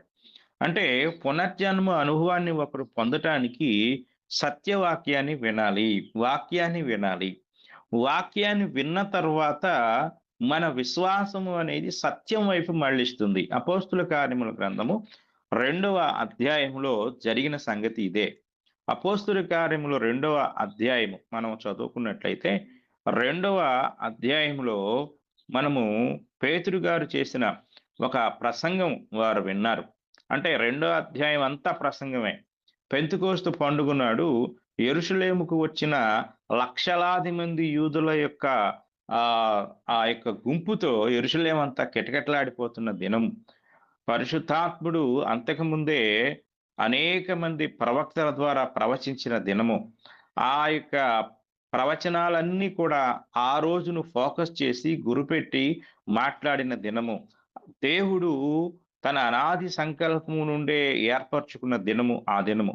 ఆ దినమున లక్షలాది మంది యూదులకు రక్షణ సువార్త వినిపించుటకు దేవుడు పేతురును ఏర్పరచుకున్నాడు. వాక్యమనే పరలోక రాజ్యపు తాళపు చెవిని ఆయన ఓపెన్ చేసినప్పుడు వారు వాక్యము విన్న తర్వాత వారి స్పందన తెలియజేస్తూ ఉన్నారు. చూడండి, మనం ఈ యొక్క అధ్యాయం 37 వచనం, 2వ అధ్యాయం 37 వచనం చదువుకుంటే, వారు ఈ మాట విని హృదయంలో నొచ్చుకుని, సహోదరులారా మేమేమి చేతుమని పేతురును కడమ అపోస్తులను అడుగగా. మీరు జాగ్రత్తగా గ్రహించాలి. ఒక వ్యక్తి వాక్యానుసారమైన పునర్జన్మ అనుభవాన్ని పొందటానికి అతని హృదయంలో వాక్యము కాదు కానీ సత్యవాక్యము ప్రవేశించాలి. ఈ మాటలు మనం ఆలోచించినట్లయితే క్రొత్త నిబంధన అంతటిలో బాప్తిస్మం పొందిన వారందరి సందర్భాలు మీరు గ్రహించండి. మీరు తరువాత పరిశీలన చేయండి. అపోస్తుల కార్యం 2వ అధ్యాయము, అపోస్తుల కార్యం 8వ అధ్యాయము, అపోస్తుల కార్యములు 13వ అధ్యాయము, 14వ అధ్యాయము, 16వ అధ్యాయము, ఈ అధ్యాయాలన్నీ మనం ఆలోచించినప్పుడు, చదువుకున్నప్పుడు ఆ యొక్క సందర్భాలన్నిటిలో కూడా ఆల్రెడీ వారు ఒక జన్మలో ఉన్నారు. అంటే గత జన్మలో ఉన్నారు, గత జన్మ సిద్ధాంతాల్లో ఉన్నారు, అలవాటుల్లో ఉన్నారు, ఆచారాల్లో ఉన్నారు. ప్రత్యేకించి మనకు గొప్ప ఎవిడెన్స్ ఎవరంటే పౌలు గారే. పౌలు గారు కూడా తన గత జన్మ అనగా తన గత స్థితిలో, గత విశ్వాసంలో, గత నమ్మకాల్లో ఉన్నవాడై ఉన్నాడు. ఆ స్థితి అంతటి నుండి అతడు నవీకరించబడిన వాడై నవీన స్వభావాన్ని ధరించే పునర్జన్మ స్నానము ద్వారా అతని యొక్క స్థితిలో నవీకరించబడ్డాడు. ఇక్కడ వీరంతా కూడా, ఈ మాటలు విన్న వారంతా కూడా ఆల్రెడీ గత జన్మలో ఉన్నారు. అంటే ఏంటి? గత విశ్వాసంలో ఉన్నారు. ఈ భూమి మీద పుట్టి ఊహా జ్ఞానము అనేది, వివేచన అనేది, స్వీయ చిత్తము అంటే స్వయం నిర్ణయం చేసుకునే ఆ నాలెడ్జి లేక ఆ మానసిక స్థితి యొక్క పునరుద్ధరణ జరిగిన ప్రతి వ్యక్తి, అది బాల్య దశ కావచ్చు, యవన దశ కావచ్చు, అతను ఒక విశ్వాసంలోనికి ప్రవేశిస్తాడు, ఒక నమ్మకాన్ని కలిగి ఉంటాడు, తన జీవితం పట్ల కొన్ని ఆలోచనలు కూడా కలిగి ఉంటాడు. కాబట్టి ఈ ప్రపంచంలో అనేక మతాలు, అనేక సిద్ధాంతాలు, అనేక భక్తి మార్గాలు ఏర్పడ్డాయి. ఎవరికి తోచిన సిద్ధాంతాన్ని, ఎవరికి తోచిన విశ్వాసాన్ని వాళ్ళు పంచుకున్నారు. అలాగా ప్రపంచంలో అనేక రకాల భక్తి విధానాలు ఏర్పడ్డాయి. ఆల్రెడీ మనం చదువుకుంటున్న అపోస్తుల కార్యం 2వ అధ్యాయంలో పేతురు గారి బోధ విన్న శ్రోతలు ఎవరంటే యూదా మతానికి సంబంధించిన వారు, యూదా మత విశ్వాసాలకు బలీయముగా కట్టుబడి ఉన్నవారు. అలాంటి వారు పేతురు చెప్పిన సత్యవాక్యాన్ని విన్నప్పుడు వారి హృదయంలో నొచ్చుకుని 37వ వచనము, సహోదరులారా మేమేమి చేతుమని పేతురును కడమ అపోస్తలను అడుగగా, పేతురు మీరు మారు మనసు పొంది పాప క్షమాపణము ప్రతి వాడు యేసుక్రీస్తు నామమున బాప్తిస్మము పొందుడి, అప్పుడు మీరు పరిశుద్ధాత్మను వరం పొందుదురు. ఈ వాగ్దానం మీకును మీ పిల్లలకును దూరస్తులందరికీ అనగా ప్రభు అయిన మన దేవుడు తన యొద్దకు పిలిచిన వారికి అందరికీ నీ చెందునని వారితో చెప్పాను. ఇంకను అనేక విధములైన మాటలతో సాక్ష్యం ఇచ్చి మీరు మూర్ఖులకు ఈ తరం వారికి వేరై రక్షణ పొందుడని వారిని హెచ్చరించాను. కాబట్టి అతని వాక్యం అంగీకరించిన వారు, ఇక్కడ చూడండి, అతని వాక్యము అనగా పేతురు చెప్పిన వాక్యము. అంటే ఇంతకు ముందు వారికి వాక్యం లేదా? వారి పితరులకు సీనాయి కొండ దగ్గర 10 ఆజ్ఞలతో కూడిన వాక్కులు దేవుడు వారికి అనుగ్రహించలేదా? తరతరాల నుండి వస్తున్న వారి యొక్క ఆ మోషే యొక్క ధర్మశాస్త్రం అనే వాక్కులకు వారు కట్టుబడి లేరా? దానికోసమే కదా ఈ రోజు యెరూషలేముకు పెంతెకోస్తు పండుగకు వచ్చారు. అంటే వారు ఆల్రెడీ ఒక వాక్యంలో ఉన్నారు, కానీ పేతురు ఇప్పుడు ఇంకొక వాక్యం చెప్తున్నాడు. ఈ వాక్యం అంతా ఏంటి? మీరు 2వ అధ్యాయం మొదటి నుండి లేక 2వ అధ్యాయము 14వ వచనం నుండి పేతురు గారి యొక్క బోధ ప్రారంభమవుతుంది. ఆ బోధ ఆయన ప్రారంభించి వారు ఏ జన్మలో ఉన్నారో ఆ జన్మ నుండి పునర్జన్మ అనుభవానికి రావాలి అని చెప్తూ, మీరు మూర్ఖులకు ఈ తరం వారికి వేరై రక్షణ పొందుడని వారిని హెచ్చరించను. కాబట్టి అతని వాక్యం అంగీకరించిన వారు, అంటే ఇప్పటి వరకు వారు మోషే వాక్యంలో ఉన్నారు, మోషే బోధనలో ఉన్నారు, అందులో నుండి వారు బయటికి వచ్చి నవీన లేక పునర్జన్మ సంబంధమైన స్నానాన్ని వారు పొందారు.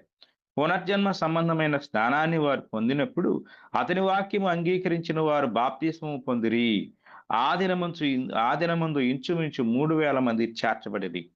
వీరు అపోస్తుల బోధ ఎందును, సహవాసమందును, రొట్టె విరుచుట ఎందును, ప్రార్థన చేయుట ఎందును ఎడతెగక ఉండిరి. ఇది నవీన స్థితి లేక పునర్జన్మ అనుభవం. కనుక ఒక వ్యక్తి సత్యవాక్యాన్ని అంగీకరించినప్పుడు మాత్రమే పునర్జన్మ అనుభవంలోనికి వస్తాడు. మనము పునర్జన్మ అనుభవాన్ని పొందటానికి మూలము సత్యవాక్యము. ఆ వాక్యాన్ని మనము గ్రహించవలసిన వారమై ఉన్నాం. కనుక మనము ఈ యొక్క పునర్జన్మ అనుభవాన్ని పొందటానికి ముందు మనము గత జన్మ నుండి విడిపించబడాలి, అంటే గత స్థితి నుండి విడిపించబడాలి. గత స్థితిలో నుండి మనము మార్పు చెందాలి. పేతురు గారు చెప్పిన మాట ఇదే, మీరు మారు మనసు పొంది అంటాడు. మారు మనసు అంటే దాని గురించి పౌలు గారు ఒక మాట తెలియజేశాడు. అది రోమీలకు రాసిన పత్రికలో మనకి కనపడుతుంది. రోమీలకు రాసిన పత్రిక 12వ అధ్యాయం మనం చదువుకుందాం. 12వ అధ్యాయము మొదటి వచనం నుండి మనం చదువుకున్నట్లయితే, కాబట్టి సహోదరులారా, పరిశుద్ధమును దేవునికి అనుకూలమునైన సజీవ యాగముగా మీ శరీరములను ఆయనకు సమర్పించుకొనుడని దేవుని వాత్సల్యమును బట్టి మిమ్మును బతిమాలు కొనుచున్నాను. ఇట్టి సేవ మీకు యుక్తమైనది.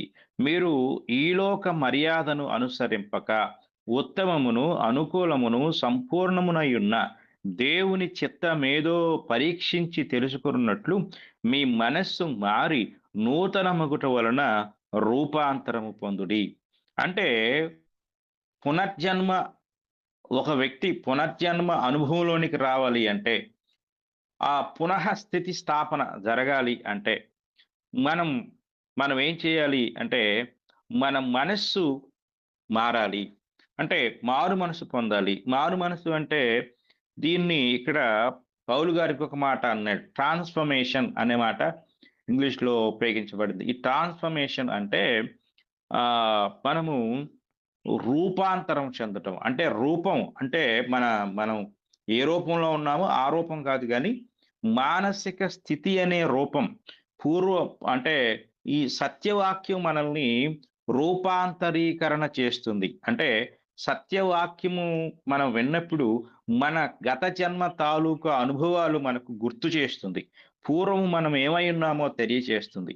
అంటే మారు మనసు అనేది పూర్వపు స్థితిని, అంటే ఒకవేళ నువ్వు అద్దం ముందు నిలబడి నీతో నువ్వు మాట్లాడుకోగలిగితే, నువ్వు అద్దం ఎదుట ఉన్నప్పుడు నీ యొక్క రూపాన్ని నువ్వు చూసుకుంటూ ఉన్నప్పుడు, ఆ రూపాన్ని దాటి నీ లోపలికి నువ్వు వెళ్ళగలిగినప్పుడు, అక్కడ నీ ఎదుట ఉన్న వ్యక్తి సత్యవాక్యాన్ని వినకముందు గత జన్మలో ఎలాంటి వాడో, ఎలాంటి స్వభావం కలిగిన వాడో అనేది మనం సూటిగా లోపలికి చూడగలిగితే అతని యొక్క పూర్వపు స్థితి అనేది కనపడుతుంది. అక్కడ నుండి అతడు రూపాంతరం చెందాలి అంటే ఇంకొక స్థితిలోనికి అతడు మార్పు చెందాలి. ఇంకొక స్థితిలోనికి మార్పు చెందాలనే సందేశము సత్యవాక్యం ద్వారా మనకు తెలియచేయబడుతుంది. ఆ వాక్యము విననంత వరకు కూడా ఎవరో కూడా గత జన్మ అనేది ఒకటి ఉందని, మనము గత స్థితిలో ఉన్నామని, ప్రస్తుతం ఉన్న ఈ స్థితి నుండి ఇంకొక స్థితిలోనికి మార్పు చెందాలనే అవగాహన గాని, ఆలోచన గాని ఎవరికీ రాదు. పౌలు గారు తన జీవితాన్ని గురించి మాట్లాడుతూ పూర్వము దోషకుడును అనే సంగతి, నేను దూషించేవాడినైన సంగతి ఆయనకి ఎలా తెలిసింది అంటే, దేవుని యొక్క సువార్త విన్నప్పుడు, దేవుడే ఆయనకు ప్రత్యక్షమై మాట్లాడినప్పుడు ఆయనకు అర్థమైంది ఇది కాదు అనే సంగతి. ఇది సత్యం కాదు, ఇది వాస్తవం కాదు, నేను అబద్ధంలో ఉన్నాను, అపాయకరమైన పరిస్థితిలో ఉన్నాను, దీనిలో నుండి నేను మరలా నవీన స్థితిని పొందాలి, నా స్థితిని నవీకరించుకోవాలి. ఇంగ్లీష్‌లో న్యూ క్రియేషన్ అంటాడు. అంటే క్రొత్త సృష్టి కావాలి. అందుకే ఆయన ఎఫెసీ పత్రికలో రాస్తాడు, క్రొత్త సృష్టి పొందుటయే అని అంటాడు. క్రొత్త సృష్టి కనుక ఆ క్రొత్త సృష్టిగా మనం మార్చబడాలి. ఆ క్రొత్త సృష్టిగా మార్చబడటాన్ని ఇక్కడ రూపాంతరం అన్నాడు. రూపాంతరము అనే మాట మనకు ఒక మంచి ఎగ్జాంపుల్ ఏంటంటే, ఒక గొంగళి పురుగు అది తన చుట్టూ గూడు కట్టుకొని దాన్ని విచ్ఛిన్నం చేసి బయటికి వచ్చినప్పుడు పూర్వపు రూపానికి ప్రస్తుత రూపానికి ఏమాత్రం సంబంధం లేని క్రొత్త రూపును సంతరించుకొని బయటికి వస్తుంది. ఆ పాత స్థితిలో అది అసహ్యమైంది, ముట్టుకోవడానికి కూడా ఇష్టపడనిది, మన ఒళ్ళు జలధరింప చేసేది. కానీ అదే ఇంకొకటి కాదు, అదే పురుగు అది వివిధ దశలలో రూపాంతరము చెంది బయటికి వచ్చినప్పుడు అది అస్సలు సంబంధం లేని క్రొత్త రూపుని, అందమైన రెక్కలు, రంగురంగుల రెక్కలు, పిల్లలు పెద్దలు అందరూ ఇష్టపడే రూపాన్ని అది సంతరించుకుంటుంది. అదే పునర్జన్మ. అలాంటి పునర్జన్మ జరగటానికి మనకు ఒక ప్రాసెస్‌ని, ఒక క్రమాన్ని దేవుడిచ్చాడు. అందులో ఒకటి వాక్యంతో మనం ప్రారంభిస్తున్నాము. అంటే వాక్యం విని, అంటే మొట్టమొదటిగా ఈ భూమి మీద క్రైస్తవులుగా అవతరించిన వారు, లేక క్రైస్తవులుగా మార్పు చెందిన వారు ఎవరంటే యూదులే. వారు ఒకప్పుడు యూదులు, యూదా మత నియమ నిష్టలతో వారు ఎంతో తీవ్రమైన భక్తిని చేసిన వారు. కనుక అలాంటి వారు ఇప్పుడు ఆ యొక్క గత స్థితి నుండి, అంటే యూదా మత సంబంధమైన ఆచార వ్యవహారాల నుండి, ఆరాధన నుండి, వారికి ఉన్న నియామక కాలాల నుండి, వారికి దేవుడిచ్చిన పండుగల నుండి, ఒకటి కాదు ఇంకా ఆ ధర్మశాస్త్రంలో ఎన్ని విధి విధానాలు ఉన్నాయో వాటన్నిటి నుండి బయటికి వచ్చి ఈ యొక్క పునర్జన్మ సంబంధమైన స్నానాన్ని పొందుట ద్వారా వారు ఇంకొక విశ్వాసంలోనికి ప్రవేశించారు, ఇంకొక ఆరాధనలోనికి ప్రవేశించారు, ఇంకొక క్రమంలోనికి వారు ప్రవేశించారు. ఇది పునర్జన్మ ద్వారా దేవుడు వారికి అనుగ్రహించిన గొప్ప భాగ్యమై ఉన్నది. కనుక ఈ పునర్జన్మ ఏం చేస్తుందంటే, గత జన్మకు ఏమాత్రము సంబంధము లేని స్థితిలోనికి నడిపిస్తుంది. నేను ఈరోజు దేని మీద ఫోకస్ చేసి మీకు చెప్తున్నానంటే, జన్మ గురించి చెప్తున్నాను. గత జన్మ, ప్రస్తుత జన్మ, లేక గత జన్మ, పునర్జన్మ. అంటే ఈ ఒక వ్యక్తి తన యొక్క గత స్థితి నుండి నూతన స్థితిలోనికి నవీకరించబడటం, దానికి మూలము సత్యవాక్యము. సత్యవాక్యాన్ని మనం విననంత వరకు కూడా మనము పరిపూర్ణముగా గత జన్మలో నుండి పూర్వ జన్మలోనికి రాలేము. అంటే నవీన స్థితి, అంటే పాత స్థితిలో నుండి నవీన స్థితిలోనికి రాలేము. కనుక ఆ నవీన స్థితిని అనుగ్రహించువారు ముగ్గురు వ్యక్తులు. ఒకటి తండ్రి అయిన దేవుడు, రెండు ప్రభు అయిన యేసుక్రీస్తు వారు, మూడు పరిశుద్ధాత్మ దేవుడు.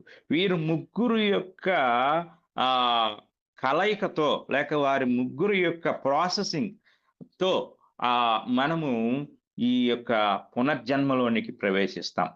ఈ ముగ్గురు సర్వమానవాళిని ప్రాసెస్ చేయటానికి లేక నవీకరించటానికి ఒక సంకల్పాన్ని కలిగి ఉన్నారు. అందులో సంకల్పం అంతటిని కూడా అనుగ్రహించిన వాడిగా లేక ఆ యొక్క సంకల్పం అంతటిని కూడా మానవాళికి బయలుపరిచిన వాడుగా తండ్రి అయిన దేవుడు తనను తాను ప్రత్యక్షపరుచుకుంటే, అందులో ఒక వ్యక్తిని గత జన్మ సంబంధమైన పాపేచ్ఛల నుండి, పాప స్వభావము నుండి శుద్ధి చేసేవారుగా ప్రభు అయిన యేసుక్రీస్తు వారు మనకు కనిపిస్తూ ఉంటారు. అంటే ప్రభు అయిన యేసుక్రీస్తు వారి ద్వారా మనము ఈ యొక్క గత జన్మ నుండి విడిపించబడిన వారమై మనము ప్రస్తుతపు అనగా క్రొత్త జన్మలోనికి మనము ప్రవేశించే వారమై ఉన్నాము.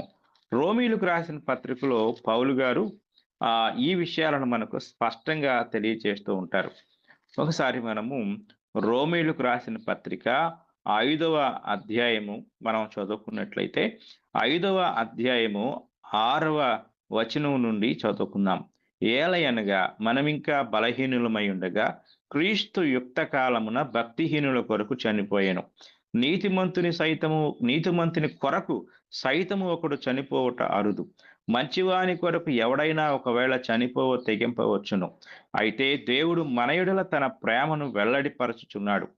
ఎట్లనగా మనమింకను పాపులమై ఉండగానే క్రీస్తు మన కొరకు చనిపోయెను. కాబట్టి ఆయన రక్తం వలన ఇప్పుడు నీతిమంతులుగా తీర్చబడి మరింత నిశ్చయముగా ఆయన ద్వారా ఉగ్రత నుండి రక్షింపబడుదుము. ఆయన రక్తము అనగా ప్రభు అయిన యేసుక్రీస్తు యొక్క రక్తము మనలను శుద్ధి చేస్తుంది, నీతిమంతులుగా చేస్తుంది. తరువాత మనము ఆయన కుమారుని 10వ వచనములో ఏలయనగా శత్రువులమై ఉండగా ఆయన కుమారుని మరణము ద్వారా అనగా ప్రభు అయిన యేసుక్రీస్తు వారి మరణము ద్వారా, ప్రభు అయిన యేసుక్రీస్తు వారి రక్తం ద్వారా నీతిమంతులుగా తీర్చబడితే ఆయన మరణము ద్వారా మనం దేవునితో సమాధానపరచబడుతున్నాం. 11వ వచనం, అంతేకాదు మన ప్రభు అయిన యేసుక్రీస్తు ద్వారా మనము దేవుని యందు అతిశయపడుచున్నాము, ఆయన ద్వారానే ఇప్పుడు సమాధాన స్థితి పొంది ఉన్నాము అంటాడు. కనుక యేసుక్రీస్తు మనల్ని దేవునితో సమాధానపరచుటకు, నీతిమంతులుగా చేయుటకు ఆయన తన కృపను అనుగ్రహిస్తూ ఉన్నాడు. 15వ వచనంలో, అయితే అపరాధం కలిగినట్టు కృపావరము కలుగులేదు. ఎట్లనగా ఒకని అపరాధముల వలన అనేకులు చనిపోయిన ఎడల మరి ఎక్కువగా దేవుని కృపయు యేసుక్రీస్తును ఒక మనుషుని కృపచేతనైన దానమును అనేకులకు విస్తరించెను.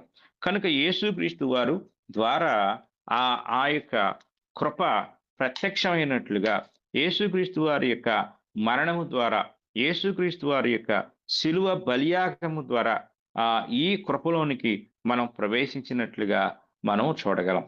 ఇక 3వ వ్యక్తి ఎవరంటే పరిశుద్ధాత్ముడు. పరిశుద్ధాత్ముని యొక్క పని అంటే ఒక వ్యక్తి పూర్వపు జన్మ నుండి లేక గత జన్మ నుండి పునర్జన్మ అనుభవంలోనికి అతడు ప్రవేశించుటకు పరిశుద్ధాత్ముని పని చాలా గొప్పది, అది చాలా ఉన్నతమైంది. ఆ స్థితిలోనికి ప్రవేశించుటకు మనము అంటే ఆయన చేసిన కార్యము ద్వారా మనము ఒక గొప్ప స్థితిలోనికి అనగా పరిపూర్ణంగా పునర్జన్మ అనుభవంలోనికి ప్రవేశించబోతాం. కనుక దేవుని చిత్తమైతే పరిశుద్ధాత్ముని ద్వారా మనం ఏ విధంగా నవీకరించబడబోతున్నామో లేక పునర్జన్మ అనే స్నానంలోనికి ప్రవేశించబోతున్నామో అనే సంగతులను రేపటి దినము మనం తెలుసుకుందాము. మన సమయం అయిపోయింది కనుక ఎంతవరకు శ్రద్ధతో విన్న మీ అందరికీ కూడా నా హృదయపూర్వక వందనములు తెలియజేస్తూ ఈ మాటలు ముగిస్తూ ఉన్నాను. అందరికీ వందనములు. వందనములు సార్. మీరు ముగింపు ప్రార్థన చేయండి. మహోన్నతుడా, మహాపరిశుద్ధుడా, మా ప్రియ పరలోకపు తండ్రి, మీ ఘనమైన నామానికి స్తుతులు స్తోత్రములు చెల్లిస్తున్నాము. తండ్రి, మీ గ్రంథంలో వ్రాయబడినట్లుగా 2 జన్మలను గురించి మేము ఇంతవరకు తండ్రి తెలుసుకున్నాము. ఈ 2 జన్మలలో మీ వాక్యం ద్వారా ఏ సంగతులైతే బయలుపరిచారో ఆ సంగతులను గూర్చి క్షుణ్ణమైన లేక స్పష్టమైన అవగాహన కలిగిన వారమై గత జన్మ నుండి విడిపించబడి ప్రస్తుత పునర్జన్మ అనుభవంలోనికి ప్రవేశించలేని వారు ఎవరైనా ఉంటే, సత్యవాక్యం అంటే ఏంటో తెలియని వారుగా ఉంటే, ప్రతి ఒక్కరి యొక్క ఆలోచనను వాక్యం వైపు త్రిప్పి సత్యవాక్యాన్ని అంగీకరించడం ద్వారా మీరు అనుగ్రహించే రక్షణను విని ఆ రక్షణను పొందుకొని ఆ రక్షణలో ప్రవేశించడం ద్వారా పునర్జన్మ సంబంధమైన ఆ యొక్క అనుభవాలను వారు పొందుకునే కృప దయచేయండి తండ్రి. ఈరోజు లోకంలో ఎంతో మంది వాక్యాన్ని మాత్రమే వింటున్నారు, అందులో సత్యము అసత్యమనే ఆ యొక్క వ్యత్యాసాన్ని తెలుసుకొనలేకపోతున్నారు. కనుక ఏది సత్యమో ఏది అసత్యమో గ్రహించి ఆ యొక్క సత్యవాక్యము ద్వారా మాత్రమే కలిగే రక్షణ అనుభవాన్ని, పునర్జన్మ అనుభవాన్ని తెలుసుకునే భాగ్యం ప్రతి ఒక్కరికి దయచేయమని వేడుకుంటూ ఉన్నాం. మా తండ్రి, మరలా తండ్రి, మరి మీ చిత్తమైతే రేపటి దినములో మేము ఈ పునర్జన్మను గూర్చిన పరిపూర్ణమైన అవగాహనను పొందుకునే కృప మీరు దయచేయండి. ఆసక్తితో ఈ మాటలు విన్న ప్రతి ఒక్కరిని మీరు దీవించి, ఒకవేళ వారు అసత్యములో ఉంటే సత్యములోనికి మార్చబడే భాగ్యం దయచేయమని కూడా వేడుకుంటున్నాం. నాకంటే ముందుగా మరి వాక్యాన్ని బోధించిన మీ దాసుని మీరు బలపరచండి తండ్రి. ఇంకా వ్యాఖ్యాన సహితముగా అనేక విషయాలను తండ్రి బోధించు జ్ఞానం మీ బిడ్డకి తండ్రి మరి ఇంకా ఎక్కువగా దయచేయమని వేడుకుంటున్నాము. అలాగే మా తండ్రి, గ్రూపులో ఎంతో మంది బలహీనులుగా, ప్రస్తుత వాతావరణ పరిస్థితులను బట్టి ఎంతో మంది బలహీనులుగా తీవ్రమైన అస్వస్థతతో, జ్వరాలతో, ఇంకా అనేక రకమైన ఫ్లూ సంబంధమైన వ్యాధులతో బాధపడుతూ ఉన్నారు. వారందరినీ కూడా మీ కృప ద్వారా దర్శించండి, బలపరచండి, స్వస్థపరచండి తండ్రి. అందరి జీవితాలలో మీ కార్యాలు జరిగించండి తండ్రి. మీకు స్తోత్రాలు. అలాగే ఎంతో మంది బిడ్డలు పోటీ పరీక్షలకు ప్రిపేర్ అవుతున్నారు. వారికి కావలసిన తండ్రి మరి మీ కృప అనుగ్రహించమని వేడుకుంటున్నాం. కొందరు అనాథలుగాను, ఏ దిక్కు లేని వారు గాను, నిస్సహాయులుగాను ఉన్నారు. వారి పట్ల కూడా తండ్రి మీ కృప అనుగ్రహించి తండ్రి వారికి మీరు తోడుగా ఉండమని కూడా వేడుకుంటున్నాం తండ్రి. మీకు స్తోత్రాలు చెల్లిస్తా ఉన్నాం. అలాగే ఆన్లైన్ బైబిల్ ఇన్స్టిట్యూట్ని గురించిన ఒక స్పష్టమైన అవగాహన, గ్రహింపు కలిగి తండ్రి ఆ విషయంలో మేము తండ్రి ఇంకా సిద్ధపడే భాగ్యము అనేకులకు ఆన్లైన్ బైబిల్ ఇన్స్టిట్యూట్ తండ్రి ఒక జ్ఞాన ఉపదేశనిగా ఉండుటకు కృపా సహాయం దయచేయండి. అలాగే ఈ కార్యం అంతటినీ కూడా ఎంతో చాకచక్యంగా నిర్వహిస్తున్న మీ దాసునికి మరి ఎంతో తెలివిని, జ్ఞానమును, వివేకమును అనుగ్రహించండి. వారిని, వారి కుటుంబాన్ని దీవించి ఆశీర్వదించి మీ కృపచేత బలపరచమని, గ్రూపులో ఉన్న సువార్థికులు, సాధారణ విశ్వాసులను అందరినీ తండ్రి మీ సత్యవాక్యంతో నింపి బలపరచమని వేడుకుంటూ ఈ యొక్క ప్రార్థన మా ప్రభు అయిన యేసుక్రీస్తు వారి పరిశుద్ధ నామములు అడిగి వేడుకుంటున్నాము తండ్రి. ఆమేన్.